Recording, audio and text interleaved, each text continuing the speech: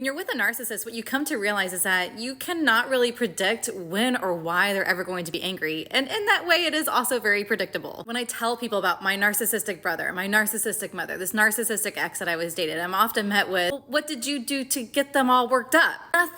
Nothing. They don't need anything to get worked up. They get worked up all on their own. Or they'll take something really minuscule and they'll blow it way out of proportion. They are the masters of making mountains out of molehills. You could be out and about with your friends. You could be at the grocery store, you could be doing anything, and then all of a sudden your phone is getting blown up with text messages, phone calls, one phone call after the next, one text message after the next. None of them are nice. They're all berating you or threatening you. You better answer right now or else. My narcissistic ex loved to say things like, the way in which you're responding or not responding is really telling me exactly what's going on with you. There's something dirty and gross about your insides. Something that's for certain about narcissists, it is projection to the max. Whatever it is that they're angry with you about or that they're accusing you of is something they are probably doing. We get so distracted by making sure that they feel coddled and that we sort of run to their rescue that we completely ignore, hey, actually what they're accusing me of is probably something that they just did. My narcissistic ex was always concerned that I was going to go off and cheat on him. Meanwhile, he's also telling me stories about how girls would come in his office and he would have all kinds of conversations with them, and that